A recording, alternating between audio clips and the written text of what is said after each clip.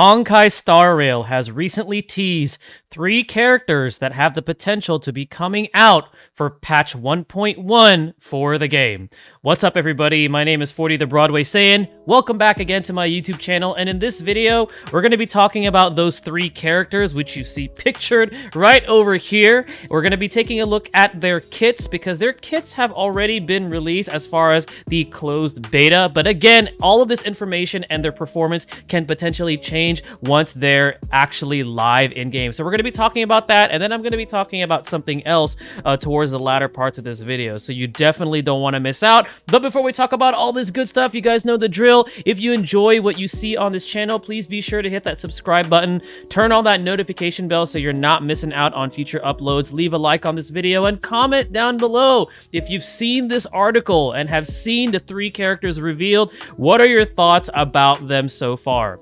So we have the article summarized here by the Pridewind website. I'm going to be leaving a link to this website down below in the video description as well as the pinned comments. Those guys are great, fantastic information. But the 3 characters that were teased were Yukong, Luocha, and Silver Wolf. So we've seen these characters already in the game. They literally teased us in the beginning by allowing us to play as Silver Wolf and Kafka, and then just to realize that they're not even technically out yet. So I see what you guys are doing over there, mihoyo. And we actually had a chance to also play as Luocha during that portion of the story where we were playing through Dan Heng's beginning of his story. So we kind of have an idea of what they do, but they explain right over here. So Silver Wolf is a 5-star quantum character who follows the nihility path. So she's kind of like this supportive debuffer, offensive enabler, because one of her perks, or one of the things that she's known for, is she can apply elemental weakness onto enemies of elements that they are not weak to. And the way that it works is, let's say for example you have Silver Wolf in your party, and let's say you have Dan Heng, for example, who's wind. Let's say you're fighting an enemy that's not weak to wind. Well, Silver Wolf has the ability to allow that enemy to be weak to that particular element of an ally. So really, really good, really powerful damage enabler.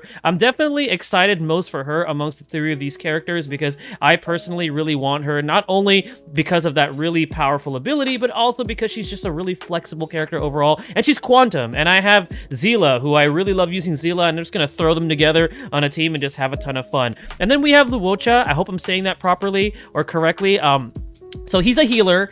He's an interesting healer. I didn't really pay attention too much when I was playing with his kit during the story portion where we can, like, see how he plays, but he seems to be like an offensive healer who uses offense and healing in conjunction, because most the two current healers we have right now are Natasha and Bailu, and they don't really do too much damage. So Luocha is kind of interesting, and like I said, we're going to take a look at their kits through another website, or their potential kits, because these could change. And then afterwards we have Yukong, who's going to be the 4-star that they're going to be releasing that's brand new. So we've already been introduced to her for those of you that have already played through the story. So that is Yukong right there. I actually really love her design, and I wonder if she has a relation to Ting Yun, just because of the whole fox look or something like that. But she looks really, really cool. I really, really like her design. So we're going to first take a look at Silver Wolf's potential kit. Now, all of this info, I believe, came from when the closed beta was out, and we had the chance to try out the characters. And then, everybody was like compiling all this information on these characters, so we had it all,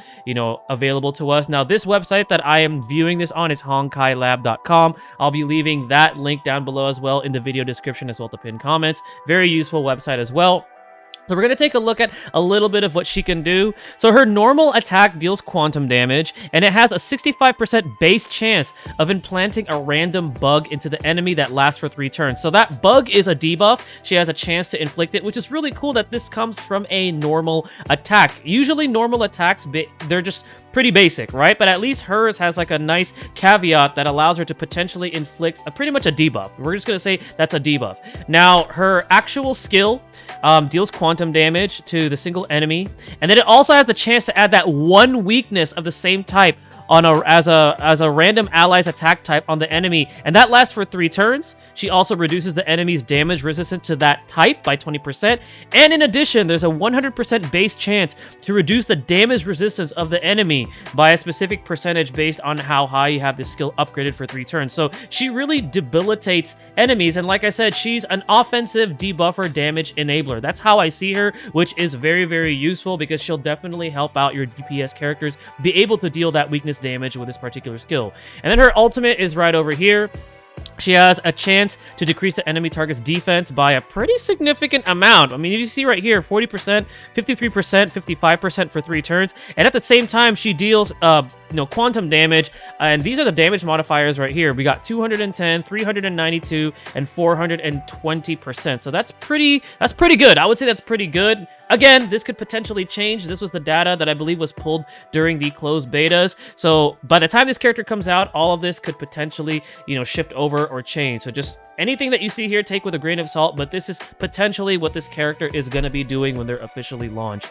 And then afterwards, her talent has the impair, so she can create 3 types of bugs. So here are the bugs. So there's reduce attack, reduce defense, and reduce speed. So that's what the bug is. So the bugs pretty much will be reducing some sort of a stat, and then every time she attacks, she has a chance to implant a random bug that lasts for 2 turns in the enemy target. So she's debuffing like crazy. She's making enemies weak to an element that they're not weak to that's present in your team, and she's also dealing damage at the same time. So very, very cool, very flexible character. I'm definitely most excited for Silver Wolf. Now we're gonna go ahead and take a look at Luocha.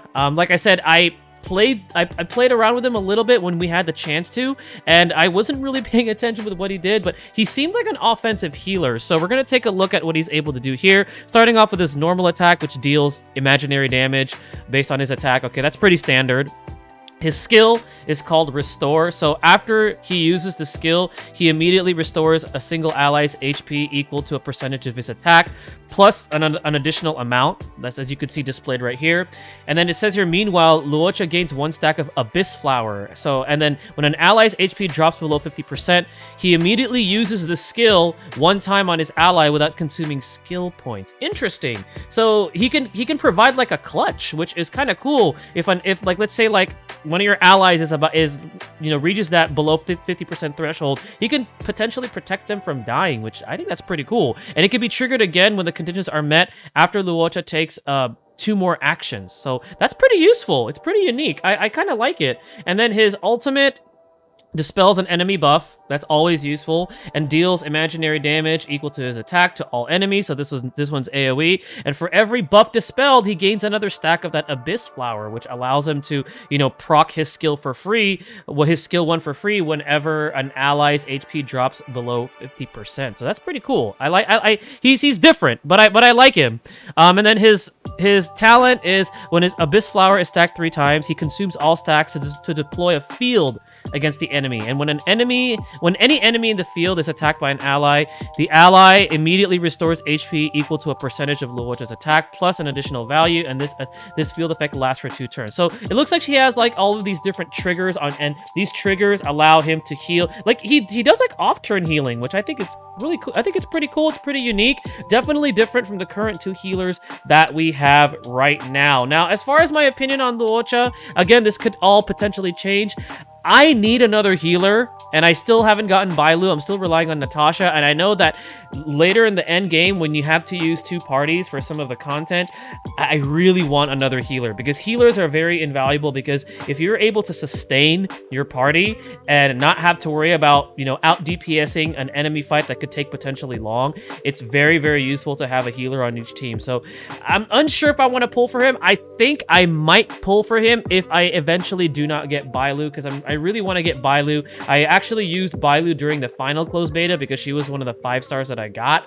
So I don't get her, maybe, but the fact that Silver Wolf is also one of the 3 characters that were teased, I'm torn. But let me know what you guys think of these characters, because yeah, apparently these are potentially the characters that are going to be coming out for patch 1.1, and it kind of makes sense with where we're currently at with the story, with the whole Stellaron Hunter arc and all that good stuff. So I think it makes sense that these could potentially be the next 3 characters. So I did say that I had something else that I wanted to share. And it's going to be something really cool, but again, take it with a grain of salt because all of this could potentially change. So I got some information through the grapevine, and there was a trailer that was released 2 days before, you know, the global version of Honkai Star Rail came out, and there were characters present in this trailer that were currently unnamed. No one knew who they were, but they were in the trailer. Well, got some information through the grapevine, and I'm also going to be linking this trailer in the video description as well as the pinned comments. But some of these characters already have names now. We have their rumored paths, also their rumored elements, and their rumored rarities. So I'm gonna skim through this and until I find the portion where it shows the character, and then I have the characters' names onto the side so I don't forget them. All right, so we're gonna go through here. All right, where is that first character? Right here. Okay, this guy, this kid here, who's sipping on some sort of water or something. Apparently, his name is Lynx, spelled Lynx. He's a 4-star character. His path is abundance, so it looks like he's gonna be like another healer, and his element is quantum. So he's potentially a quantum healer. So we got Lynx here, a 4-star quantum healer. And then afterwards, so this is Yukong. We already know that she was teased, but she's 4-star rarity. She's Harmony, so she's going to be like a buffer just like Ting Yun, and her element is imaginary. So now we're getting some more imaginary characters added to the roster. All right, and then this guy right here. Actually, no, wait, no, there's another one. Okay, we'll go back to that guy. All right, right here. So this girl, can I find like a better pose or something? Okay, we're just gonna keep it here. So this girl her name is apparently Jing Liu, and her rarity, so she's a 5-star rarity. Her element is ice, and her path is destruction. So destruction is like your warrior class, your bruiser class. But yeah, that's Jing Liu, a potential 5-star ice element destruction character. So very cool. And then right over here, I think this character is the one that I'm most hyped for, who's currently now has a name. So this is Luca. Luca is a 4-star. Luca's path is interesting because it's nihility, which is like your debuff class, and element is physical. I mean, Luca is literally hitting the punching bag right there, but I do find it interesting that Luca's path is nihility, which is generally your debuffers, and then as a physical. So I'm looking forward to him because you guys know I practice martial arts. I've been training in Muay Thai for over 7 years now. So having a character who punches things, definitely a character that is one that I'm looking forward to. And then let's see who else we have here. There was another character. Where was it here? I'm not going to talk about this. If you guys know who this is, yeah, but we're just gonna not say anything about who this is, just to avoid spoilers. But yeah, that's all I'm gonna say. Okay, so let's see. There was another character that I was looking for. Did I miss it in the trailer? Oh no, right here. It's this girl, right here.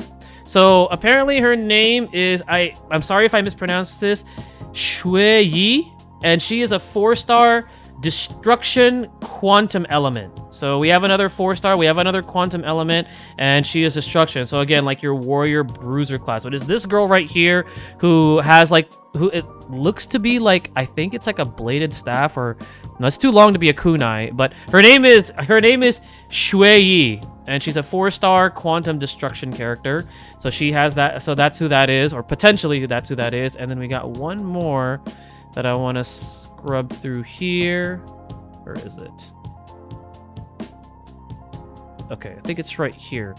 Let me just let this play. Right here. So we were introduced to this character already in the story, but this is Fu Xuan. She's going to be apparently a 5-star. Her element is going to be quantum, and her path is going to be preservation. So a defensive tank for quantum? Interesting. So definitely looking forward to seeing these characters eventually released. Who knows which patch they're going to be on, but they finally apparently have names. They have their rumored elements as well as their rumored rarities and pats. So very excited for all of this upcoming content that's going to be coming out to Honkai Star Rail. So definitely let me know in the comment section below, guys, what you guys think so far about the leaked characters, about these names for these characters that were in the trailer that was released over 2 weeks ago. But I'm just excited. I love this game. I've been streaming it. I've been playing it hardcore. Let me know what you guys think so far. Let me know what your guys' experience with this game is so far. Are you enjoying it? Are you loving it as much as I am? Because I'm just absolutely loving this game.